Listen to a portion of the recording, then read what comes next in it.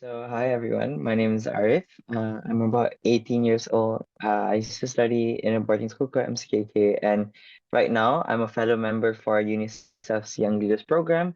But I'm also an intern at Ours Academy, where I'm in charge of designing our maker space and also creating lesson plans for World School project.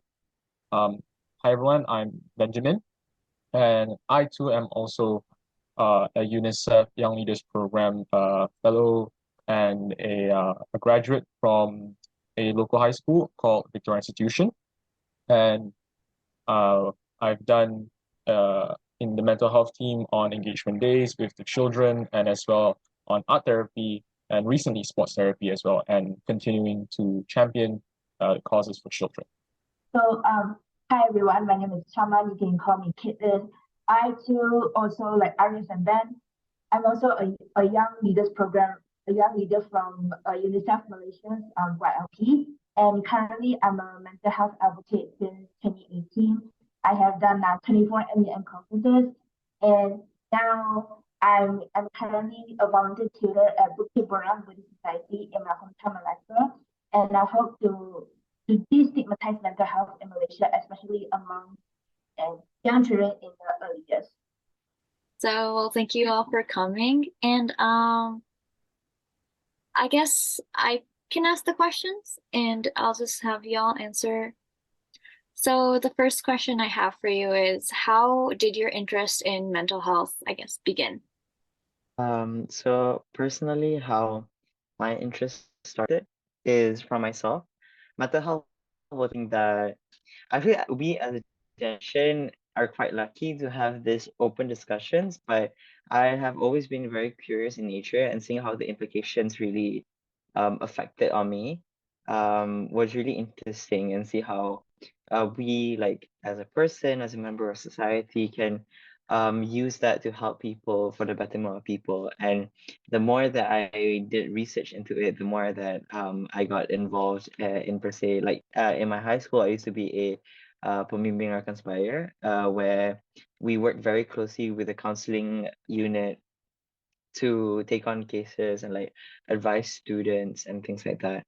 So the more I got hands-on work and like started to see like how mental health is not just one thing like depression, it's more intersectional, there's more layers towards it, the more that I got interested. Thank you. And then I guess we could go Benjamin and Caitlin.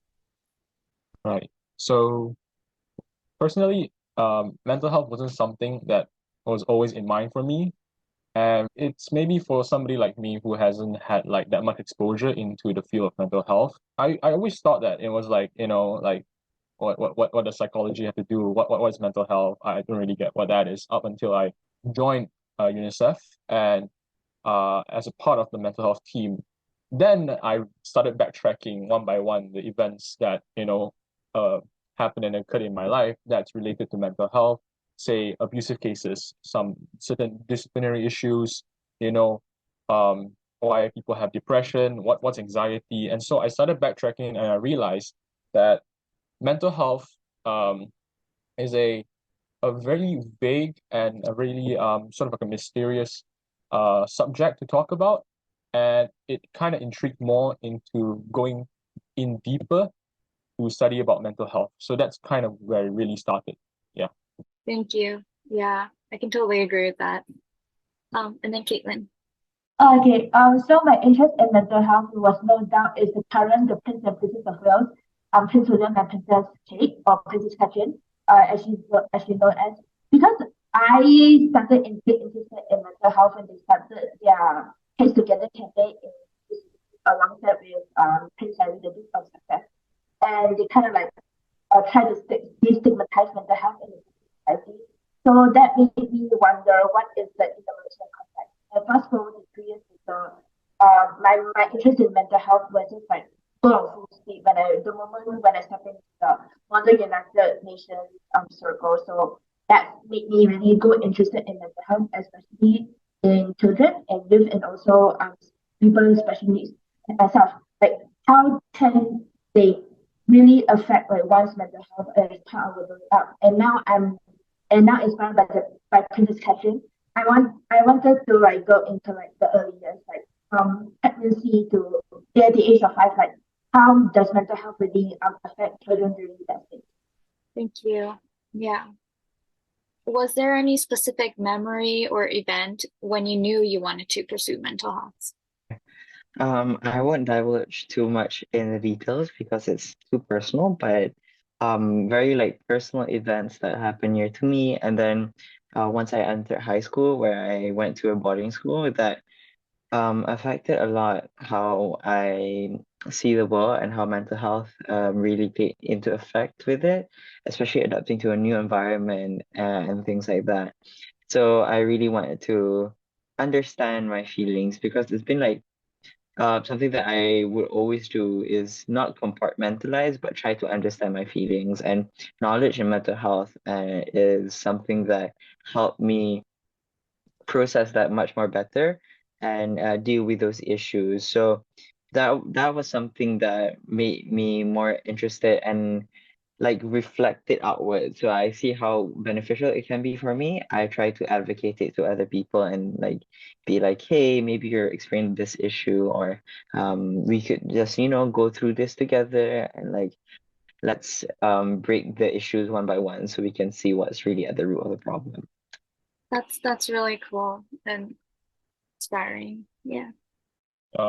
So for my case is that there are actually like multiple events, but specifically I'd say that it's a familial issue. It's also quite personal. So let's just say that what really got me looking into mental health is how sometimes people will be extremely temperament and how that can affect families, family structures, bonds, and relationships.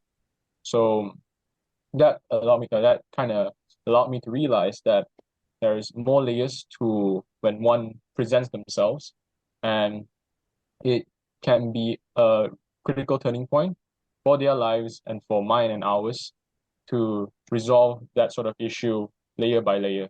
So starts peeling off and see what's truly running and driving their behavior and attitude. Yeah, that kind of is like a specific event. Yeah. Thank you. And I think your question is like, what are the personal events that make us go into mental health? I think for me personally, it happened in my first year in university. I can still remember the day, 3rd July 2017. It was on a Monday, and I was being called to the HOD office, and she started asking me that she heard some of my classmates that I have suicidal thoughts, but actually it was not because I was really curious, like why on campus, like people like having multiple some suicidal cases. The moment when I step into campus interrogation, and I heard people saying a lot that that student stepped off the building and he died on the spot, and another case like in 2016 it has the most suicidal cases happened on campus itself. And in 2017, another suicidal incident happened. So that made me, what made those students to, have the suicidal thoughts, and what made them like to just end their life like that because they have like a lot of a life ahead of them. So I asked my classmates like, what do you think about mental health? And the moment when I asked this, it got me in trouble to the HOD office, which is not a good way. And that made me realize that mental health is really a really sensitive topic in Malaysia because when we disseminate the information to the wrong audience, that's it. That's it. You're going to the HOD office, and worse, you might be going to the principal's office in school, or maybe or maybe like you will be the discipline educator, the discipline room, and like ask why do you have this thoughts. So that made me interested in mental health, like full speed ahead. And then following year in 2018, I found Model United Nations as a platform for me to voice out my opinions and found like my like the youth. And years later, like I found Ben and Ariff as well, like we can openly and you as well, Azara, to openly talk about mental health. Yeah, definitely. Yeah. Well, this is a question that kind of strays off of what we were talking about, but it could be either one of you or all of you, but how did you meet each other? Okay, Okay, since no one wants to do. Okay, okay. Caitlin, I wanted you to do Okay, to do okay, it I'll in the go first first, place. I'll go first. Yeah. We actually met each other at the UNICEF Young Leaders Program. So before this, we need to like send an audition video, like why we wanted to join YLP, and that's like a selection. And the age limit was like under 24. I was almost 24 at the time. So I just hit the age limit, and after that, yeah, here we are with Ben and Ariff, and yeah, so Ben and I, we are really lucky. We're in the mental health team, and I think Ariff is in the finance team or the education team. I already forgotten. Yeah, so that's how we met, and this year, like Ben, Ariff, and I, we've been selected as part of the YLP team to represent Malaysia as well as UNICEF Malaysia to be part of the online e-consulting forum, and that's where we found you through this the networking session. Okay, I'm passing to Ben. Yeah, so simply said is that we all met through the same platform, and through EcoSoc we met you. Yeah, so that's kind of how it worked. Yeah, basically that's how it is. Through UN stuff. Yeah, Yeah. Through UN. It's kind of it's a canon event, so I don't think I have much to add. Yeah, we met through UNICEF Young Leaders Program, and like for Ben, like I met him physically during the gathering that we had for like the workshop that we had while we were presenting our proposals to the Ministry of Finance for consideration for the national budget. But for Caitlin, was just through the calls, and because through the fellowship we had capacity building workshops, and so like I heard her voice, and then yeah, the rest is history. Mm. What year did you guys all I guess join the UNICEF program? So it started in 2021. So it's a 2-year fellowship. It should end around like end of this year in December. Oh, it's kind of sad.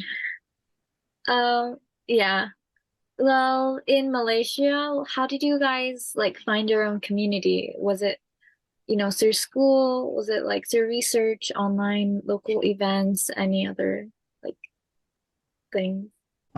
So for me personally, how I found my community was through events essentially. So in high school, I was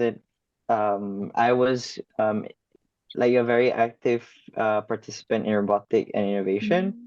So I really met new people through like for innovation competitions. So like going to expos and presenting my project. So I met people there, and some like through accelerator boot camps for so we have like in Malaysia there's something called Digital Ninja, where it's a tech accelerator boot camp where they take young people to learn how to like do business essentially, like they solidify your hard skills, your presentation skills, your teamwork and things like that. So I've met so many people from there, and even as the older I got, so like from 4 from 5 was just like especially during the pandemic, I just met two friends, like a friend of a friend, and then that friend became my friend. um and yeah, and then everything else just like came together slowly.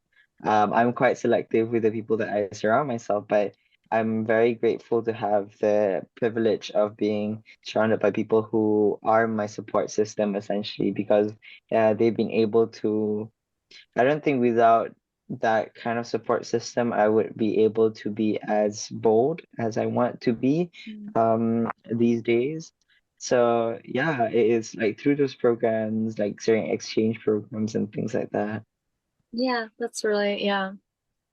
Your community really, it boosts like your confidence and yeah, people around you definitely do that. So for my case, finding a community where in school, say, of course, wherever you go, there will be this small community, right? But the common ground for like my own principles, whether my values, my principles align with theirs, it's a totally different story. So, say in school, I have my own group of friends, right? But I do make a few, like I do have a few connections and friends when I play sports. So, say to the gym, playing basketball, and I've met a few people and who are really friendly and very charming as well.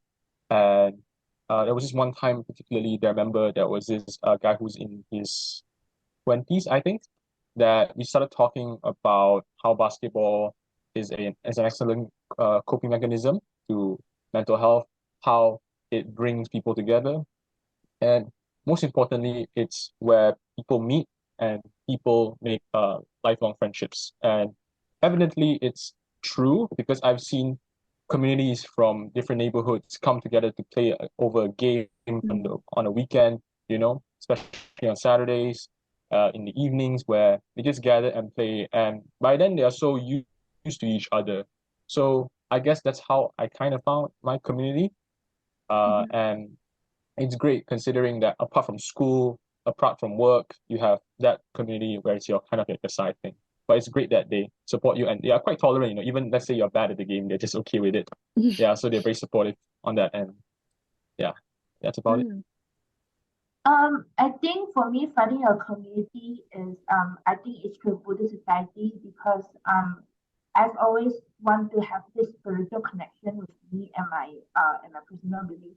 So in Form 4, I joined the Buddhist society in school, and when I go to college and university, I actually joined the Buddhist society there as well. And I really found like these people can really connect with me in terms of like the terms and what we have in life. Even though I told them about the struggles that I'm facing now in my work life or in my personal life, they don't really discriminate.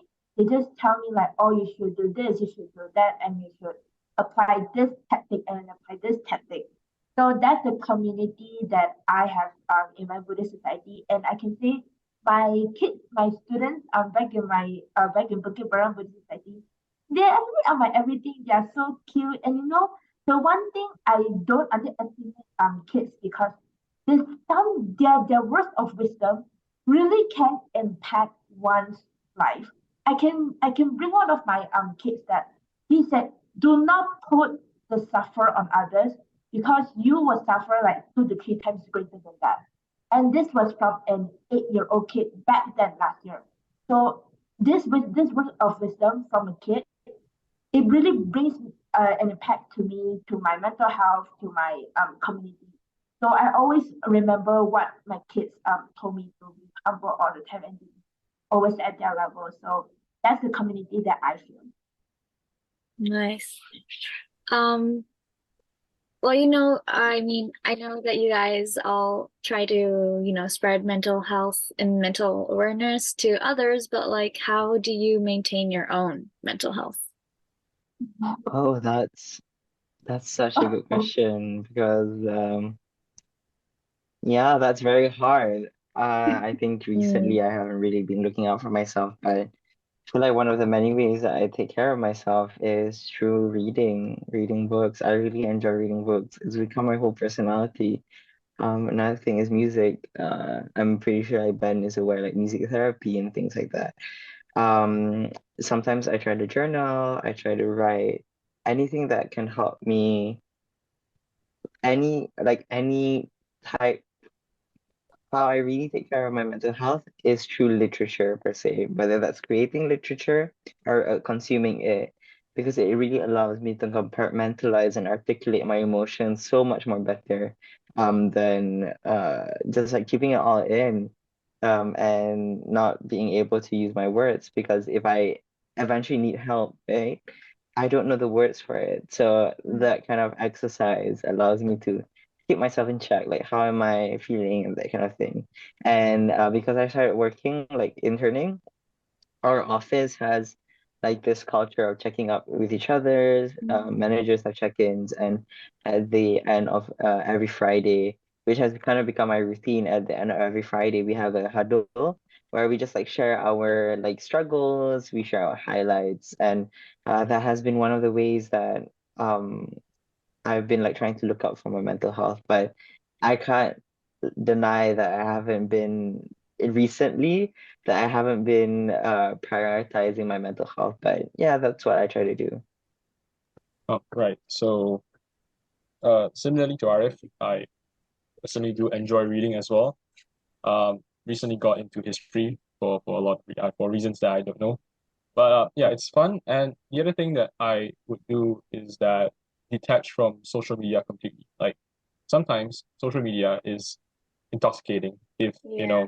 if you abuse it, and if you see a Mm. lot of like negative views and whatnot, and just you consume and you just start doom scrolling, in which is something, it's a trap that I find myself caught in and being guilty of. But Yeah. Yeah. on days where I feel like, that it's too overwhelming, I would just detach completely. And another way of detaching is just through changing my screen to like black and white. Because it does reduce stimulation. So I just tried that and it started working like 2 weeks in. And so I'm just going through some days, like I wouldn't do it like for a week per se, because that's very unsustainable. Because I still have this to apply, that to apply, this to do, that to do. So for me, it's just I'll take like maybe half a day or like an hour in the morning, since now I'm not in school, right? So an hour in the morning, just don't touch the phone and just completely stay away and detox completely. So I find that critical to starting your day right.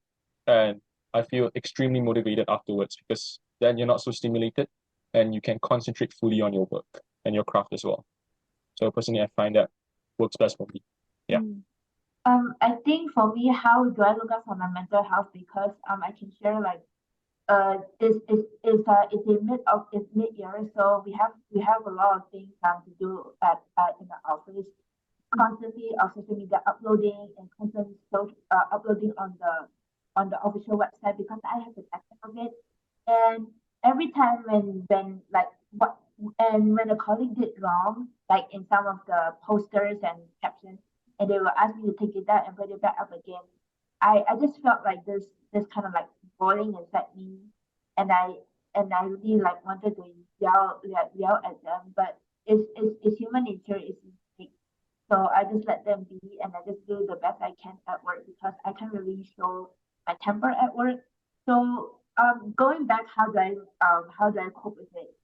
It's easy like what Ariff said. He does journaling as well, and both Ben and Ariff read, and I also read as well. And one thing I is like I love singing and I catch the latest drama to get like the latest TV drama to get like all of the things out of my head because my focus is on the drama itself and not the drama I have faced at work, in life, or at home. So I guess kind of following that, do you have any favorite books, dramas, shows, podcasts, music, recommendations for when you're struggling mentally? Okay, so my recommendations, I don't necessarily have a mental health specific one, but Mm. I do have like a few things that I go back every time I'm struggling. It's mostly comedy podcasts. Like, I don't know if you want to put this in, you can completely cut it out. I'm fine. But like there's this podcast called Jumping in an Elevator that I enjoy like a lot. Mm. Um, I don't know, I just find it very entertaining and it feels like my internal chatter is being validated. There are a few books that I go back to. I don't know if you know Heartstopper. Mm. So Yeah, sometimes so I would just like read yeah, that again. Like totally. if It's I so good. needed just like a bit of joy, I would Hmm. just read that. And then the book collection between me. Uh, so I would just like, yeah, some of these books allow me Hmm. to compartmentalize better. Like, if you're struggling with loss, there's this book. It's an essay more than anything by Hmm. Joan Didion called The Year of Magical Thinking. And I Mm. think it's like really beautiful the way she describes her events. And time to time I come back to thinking about how how she processed that, and how maybe I could how that can be reflected onto me. And it's a very comforting book in that kind of sense, especially if you're experiencing grief. There's also a memoir by Chanel Miller called Know My Name. Mm. That book is quite triggering because it's about sexual assault, but it does deal with a lot of themes that um, like she explains it in a way that can be quite validating and comforting to certain people. And there's like the fictional works like rom-coms that I would just like go through and read if I feel like it. So yeah. Very me now. So personally, the books this one is on when I'm struggling mentally. So when I started reading all these like sort of self-help books ish, Mm. I came across a few that I particularly enjoyed. So the first one being The Subtle Art of Not Giving a, right? That Oh, I book. read that one, So yes. that one is actually very simple. The language that they use is extremely simple. So Mm. I think that resonated with a lot of people, myself included. Mm-hmm. Yeah, sometimes just don't give a damn, it is what it is kind of thing. Mm. And the second one is the autobiography of David Goggins. Mm. So yeah, that guy. So yeah, that guy teaches you how to callous your mind. Like they introduce various techniques of when he was in the army, how he was obese, how he went back to being normal and got fit again, how that process sort of transpired him into becoming a more disciplined person. Mm. Um, that is also great considering at the time I was doing SPM and all that. And I was doing sports, managing this and that, which was helpful to me in terms of strengthening my own mentality. And Yeah. another one that I just started reading again was this little book called Book of Five Rings.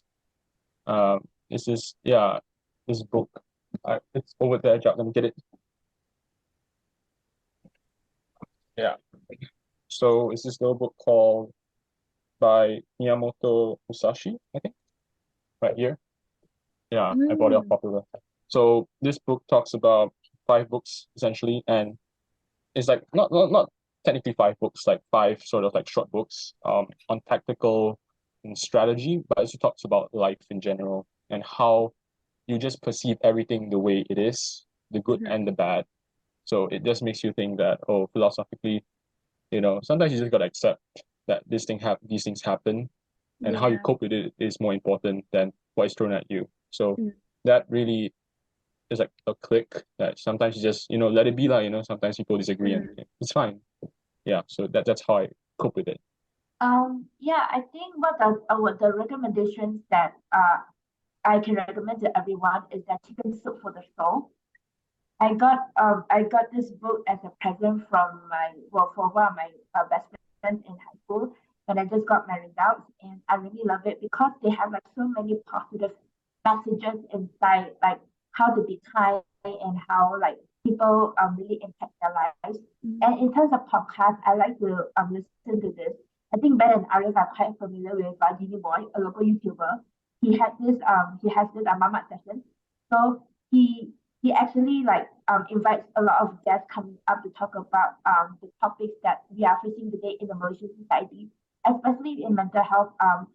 I think you should listen to the one with the Subang Jaya Assembly State Person, YB Michelle Ng, and our current Sports and Youth Minister, Hannah Yeoh, because I always love her work because she always been also focused in children and mental health and the youth.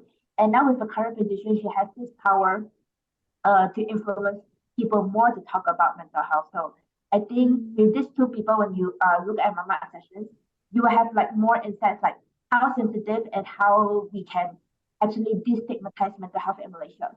Mm. Can you repeat the podcast name again? Mama sessions is MAMAK. Okay, thank you. And since we're running, there's only a little bit of time left. So, like if you could give any advice to a person who's interested in mental health, well, I guess what would you say? Oops. Wait, sorry. You just asked the question, right? Yeah. Yeah, sorry. I just got really good news. So that's why I like bleeped out. I think an advice that I would give to a person who's interested in mental health is do research. In the Mm. sense that before you try to actually no, scratch that. Actually, I think the most important part is having empathy. Mm. Research is research, right? You can say like, oh, I know the fact that if you're depressed, you have this. No, Mm, that's like yeah. not enough, right? If you want someone, if you have someone that is struggling with mental health, the Mm-hmm. most important part is having that empathy and having that Definitely, connection yeah. and being able to bridge that gap between your experiences and that person's experiences. Mm. Having therapy talk is one thing, but being able to use it properly is another. So I just wouldn't be so overwhelmed with the amount of data and research that I have. Mm. But yeah, just like have empathy. If you have time, like read up a bit on like findings or research. You don't have to be like a complete psychologist about it or a psych student. Mm. Make sure you try to validate that person's emotion, but don't be when you have to be brash, you have to be direct to that person. You don't have Right. you have to have clear communication in that sense. And the final part is like don't simply diagnose a person with their mental health if you have no you have no qualifications. Just don't simply diagnose that person. Instead, you should talk them through, and if they are very reluctant of getting help, then try to navigate that communication and not just take it as an opportunity to help them, but for you to learn so that you can help Mm. other people in the future. A show that I forgot to mention that really taught really just like solidified what I believe is Ted Lasso Mm. on Apple TV Plus. I don't know if anyone's watched that, but it's a really good show.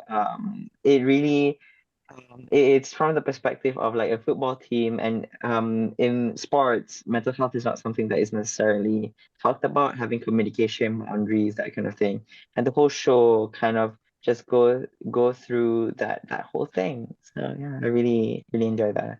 Right, we have like a minute and 40 seconds. So, Yeah. um, to say, okay, so if someone were to ask me right now on how they Mm. can learn more about mental health, I think the first thing is just to ask around, like just maybe start from friends where you're comfortable with, maybe your parents, your siblings. So just start asking and don't be afraid about the stigma because the whole point of us doing this is to remove the stigma, right? Mm-hmm. So maybe start soon, like, as a kid, you want to know more about like one day you just see like, oh, kesihatan mental, just ask around your counselor or whatever, someone that you feel comfortable with that you can personally you won't feel that they would um have any action taken against you, like schools per se, and Right. yeah, it's just to remove the stigma. So start asking early, start asking, don't worry about it. And the second Mm-hmm. advice is definitely to uh, read up, do your research, and if you're unclear, go ask again. That's the whole point. Mm-hmm. Yeah.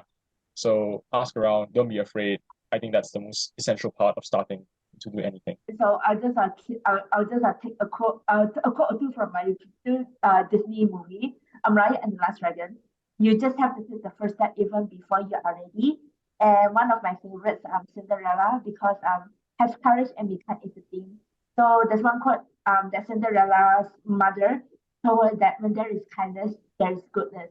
When there is goodness, there is magic. So use the magic to destigmatize mental health. So that's my advice. Thank you.